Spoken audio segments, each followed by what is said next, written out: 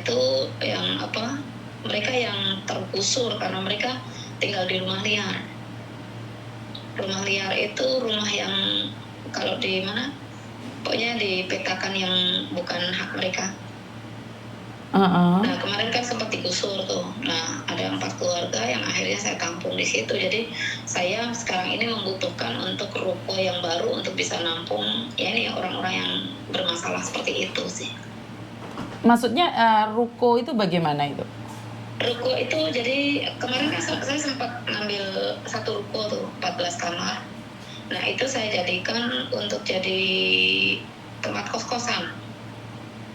Nah kos-kosan itu kan mereka bayar kan, tapi karena tidak ada lapangan kerja plus nggak ada pemasukan, akhirnya orang-orang yang seharusnya bayar itu nggak bisa bayar, Miss.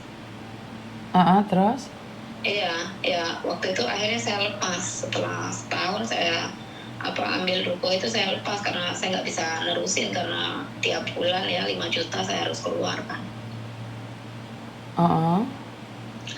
Makanya sekarang saya lagi ngumpulin lagi untuk orang-orang yang ngekos itu kalau ini bisa bareng-bareng dan di situ setelah ngambil ruko kan biasanya 3 atau 4 lantai kan. Nah di situ saya mau bikin petak-petak lagi untuk bisa nampung ini. Salah satunya ya orang-orang yang bermasalah ini kan. Maksudnya adalah kamu menampung orang-orang yang bermasalah, tapi kamu nggak ada modal atau nggak ada tempat kerja atau seperti apa, saya nggak paham. Saya ini kan sukarelawan, Miss. Saya sukarelawan secara ini ya sosial lah. Cuma saya emang nggak kerjasama dengan badan apapun. Oke. Iya, jadi kayak contohnya yang PMI yang di pokoknya daerah Selangor tuh, Kuala Lumpur. Nah itu saya ada banyak sekali yang mau pulang, tapi karena mereka nggak berani untuk menghadapi konsekuensi kan, akhirnya mereka ya udah di sini aja. Itu yang ada yang namanya tempat itu Sungai Cincin. Kampung itu dihuni sama semua orang-orang Indonesia. Mereka udah berumah tangga di sana, dapat orang-orang Rohingya, dapat orang-orang yang Myanmar itu, orang Rohingya. Dan mereka ketika mau pulang kan mereka harus bawa paling enggak uang untuk nebus diri mereka karena mereka udah overstay kan. Iya, itu ada ratusan Miss kalau emang jadi saya sekarang lagi dikasih beban untuk ini, saya bantu orang-orang yang memang bermasalah inilah. Tadi saya telepon karena mau cerita yang low sih. Oke. Iya, mungkin saya nggak begitu paham ya, karena intinya adalah kamu relawan secara sendiri ada di Medan sana. Kamu tidak ada pendapatan untuk menjadi relawan, bisa dikatakan seperti itu?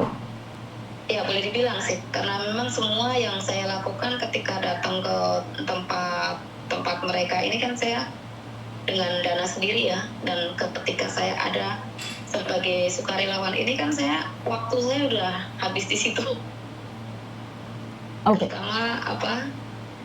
Terutama yang kalau yang Singapura nih kebanyakan majikan-majikan kadang-kadang yang nggak ngasih makanan yang cukup ya. Itu saya ada sekitar 400 TKW yang terkoneksi ke saya. 400 TKW. Kenapa kamu tidak minta bantuan dinas sosial? Karena kalau di dinas sosial, aduh capek, Miss, saya ngomong sama dinas sosial ya. Mereka cuman ini aja, paling foto sama ini. Makanya saya udah dari tahun 2015 ya, saya full time seperti inilah.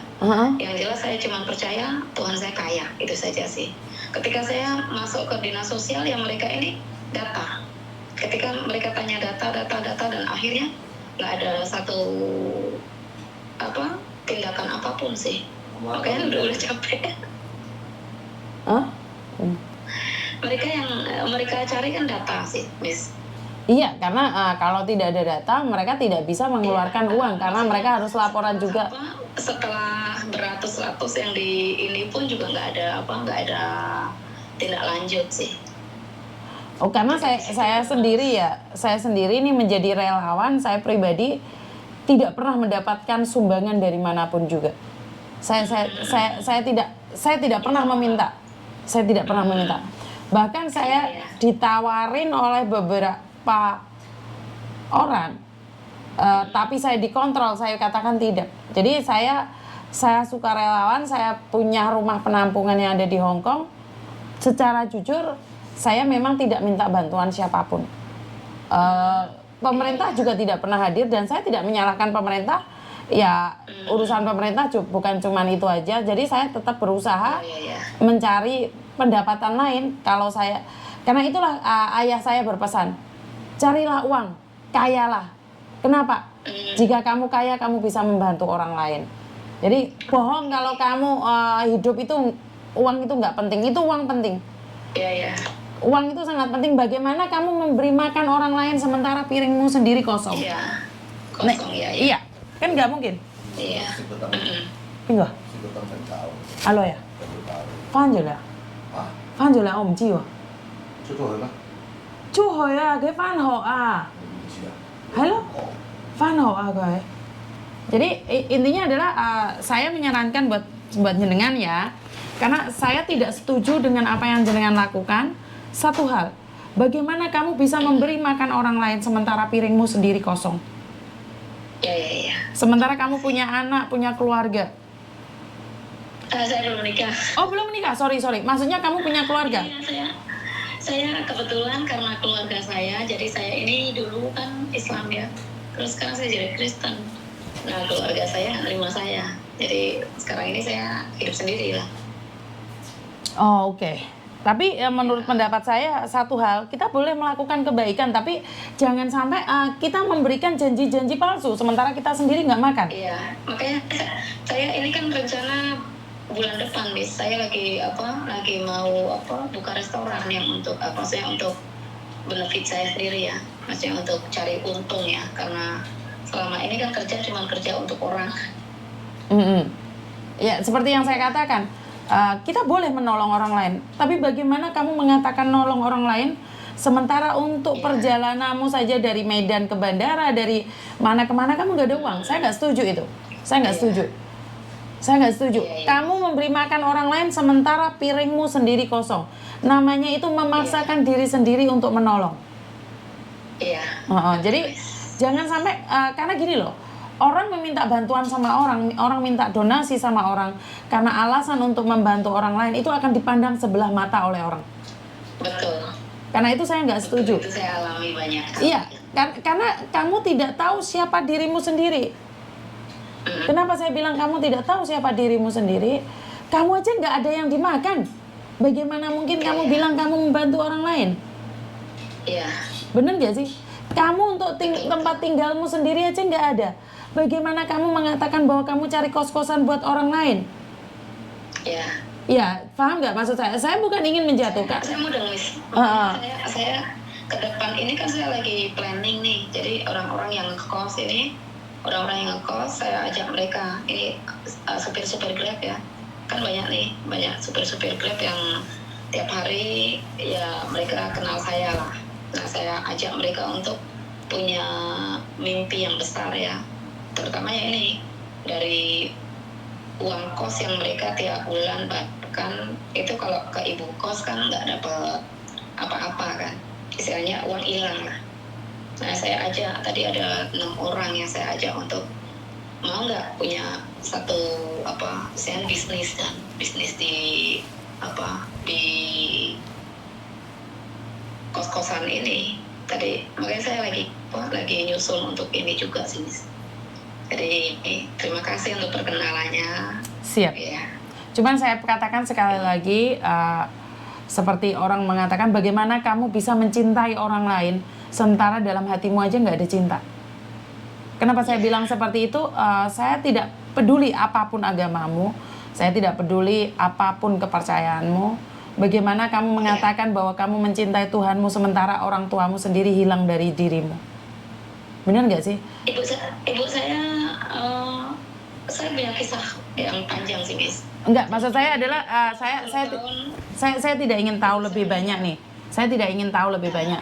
Intinya adalah saat kamu memiliki perbedaan agama dengan keluargamu dan keluargamu menjauhi dan kamu tidak kembali lagi sama mereka, itu adalah kesalahan yang menurut saya harus dimaafkan untuk diri sendiri. Bagaimana kita bisa melangkah ke depan jika kita sendiri aja perbedaan nggak bisa disatukan. Sementara saya kasih tahu sampean ya, di dalam rumah tangga saya, di dalam keluarga saya, kami itu punya beda-beda agama. Saya ada Hindu, Buddha, Kristen, Katolik, Islam. Tapi kita selalu menjadi satu. Jadi agama bukan menjadi perbedaan bagi kita. Dan kita saling menghormati satu sama lain.